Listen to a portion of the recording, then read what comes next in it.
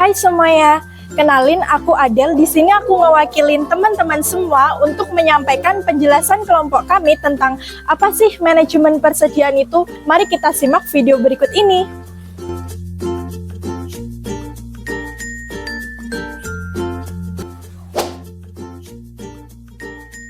Baik, di sini saya akan menjelaskan tentang manajemen persediaan.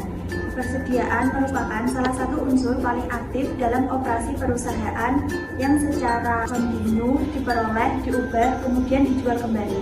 Sedangkan manajemen persediaan adalah proses pengelolaan dan pengendalian stok barang dalam suatu perusahaan atau organisasi yang bertujuan memastikan bahwa persediaan tersedia dalam jumlah yang pas dan pada waktu yang tepat, tanpa terjadi kelebihan dan kekurangan stok yang dapat mengganggu operasional perusahaan. Jadi di sini saya akan menjelaskan fungsi manajemen persediaan. Apa sih fungsi manajemen persediaan itu? Fungsi manajemen persediaan antara lain yang pertama, meminimalisir risiko keterlambatan pengiriman bahan baku atau barang yang dibutuhkan. Yang kedua, mengurangi risiko material yang dipesan tidak baik sehingga harus dikembalikan. Yang ketiga, mengurangi risiko kenaikan harga atau inflasi. Yang keempat, memastikan pelanggan menerima barang yang mereka inginkan tanpa menunggu. Yang kelima, meminimalisir biaya dan meningkatkan keuntungan perusahaan.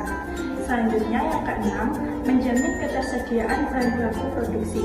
Yang ketujuh, mengantisipasi permintaan yang mendadak dalam jumlah yang besar. Yang kedelapan, menjamin persediaan musiman tetap terjaga. Dan yang sembilan, menjalin komitmen dan loyalitas konsumen. Yang terakhir, menganalisa jumlah persediaan untuk disimpan. Jenis-jenis persediaan adalah barang-barang yang disimpan oleh organisasi dan dalamnya terdapat 3 jenis. Yang pertama adalah barang jadi, adalah barang yang telah melewati semua proses produksi dan belum terjual. Yang kedua adalah barang yang sudah melewati proses produksi namun bukan barang jadi. Yang ketiga adalah bahan dasar yang bahan tersebut digunakan untuk dasar dari produk yang akan diproduksi. Di sini saya akan menjelaskan metode manajemen persediaan. Yang pertama ada periodic review, yaitu pemesanan persediaan yang dilakukan secara berkala dalam waktu yang terjadwal. Yang kedua, analisa analisis, yaitu barang dikelompokkan berdasarkan nilai relatif.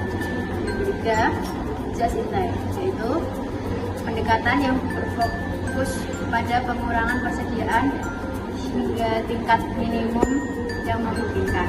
Yang keempat yaitu economic order quantity, adalah pembelian persediaan yang dilakukan sesuai dengan pesanan yang diterima. Saya akan menjelaskan beberapa faktor yang mempengaruhi manajemen persediaan. Pertama, permintaan pasar. Fluktuasi dalam permintaan pelanggan dapat mengaruhi jumlah persediaan yang dibutuhkan. Kedua, tingkat produksi. Kapasitas produksi dan kecepatan produksi dapat menentukan seberapa cepat barang dapat diproduksi dan disuplai. 3. Lifetime, waktu yang dibutuhkan untuk memesan dan menerima persediaan dari pemasok.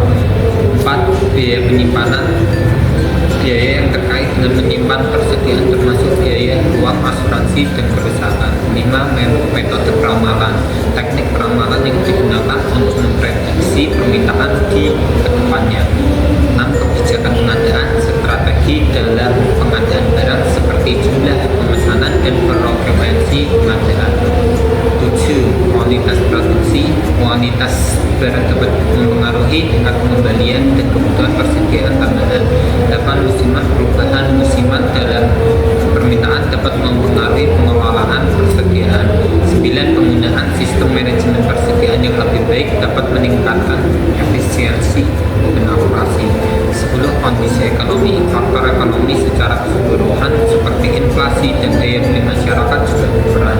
Inilah faktor-faktor penting untuk mengelola persediaan secara efektif.